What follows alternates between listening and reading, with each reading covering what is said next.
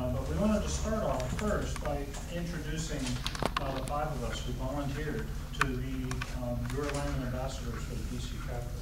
And we wanted to start off with Shirley Root. If you wanted to go ahead and do, whether you wanted to sit there or come up here. Did you want me to just give your story about why you came?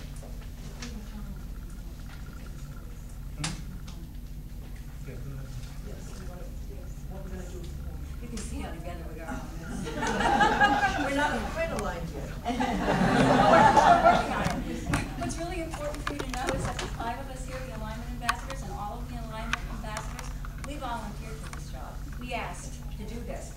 And we wanted you, we thought you might be wondering why, otherwise reason that people might be willing to put themselves in the line of fire.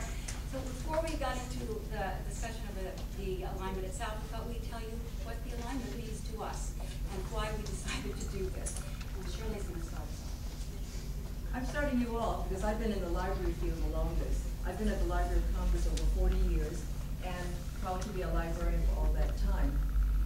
I first heard the word alignment when I went to the new members reception earlier this year, and Gloria and Ann Caputo spoke briefly about it. It couldn't be a lengthy presentation because we were all standing, it's a reception, there wasn't much room, but it got me curious about it.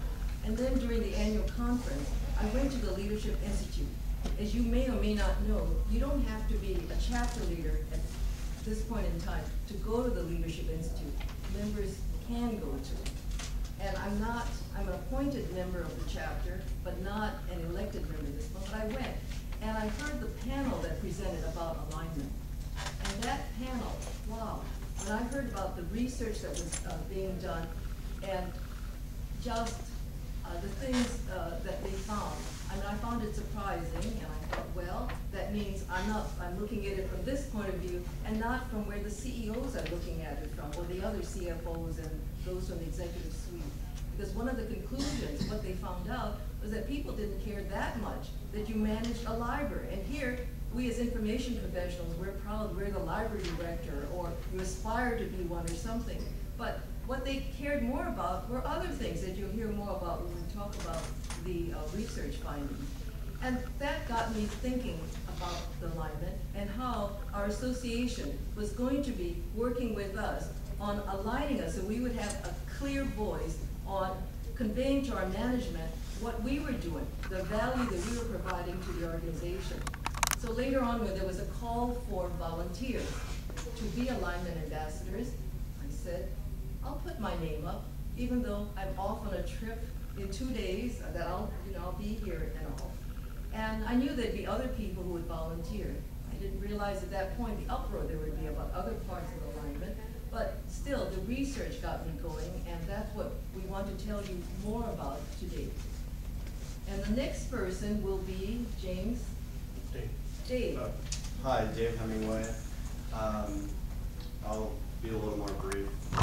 Shirley was, but I've had a lot of different positions in the library world, from obviously an MLS student to an IRC manager, and now of course I'm on the vendor side of the business. And throughout the past probably 18 months or so, I've known a lot of people who have lost their jobs, and I really believe that that was due in part to the CXO level management not knowing the true value of what they were doing in their business. And I think that the alignment means that we'll be able to share that value with the decision makers in a more positive way. So that's why I decided to become an alignment ambassador. Hey, I started off my career on the computer side of the house, and then working in a library, and eventually moved over to become a librarian, graduated from Catholic, and through the years, got more and more involved with what SLA was doing.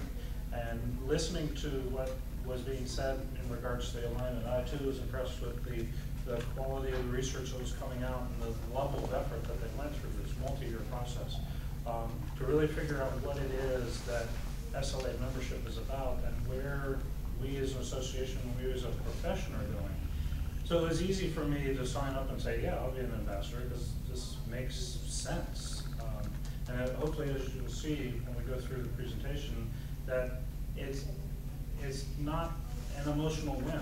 We're talking about hard facts and evaluations of not only what's happening to us at our individual levels, but what's the perception of those above us and how that impacts us. So that's why I signed up. For those of you that don't know me, I'm actually a government contractor at a pretty large federal agency, and that agency had its budget impacted pretty hard when the recession hit. A lot of the other contracts at the agency had layoffs, and at one point they were talking about furloughing the federal employees. But at our contract, we didn't have any layoffs, we didn't have any furloughs, and we were told repeatedly by our own management and by our federal liaison that that's because they considered what we did critical to the success of the agency. And I went to the new member reception and saw the alignment presentation and just really saw all the tools that the alignment project and the research gives us so we can talk to our stakeholders and show them that they really can't afford not to have us in their organizations.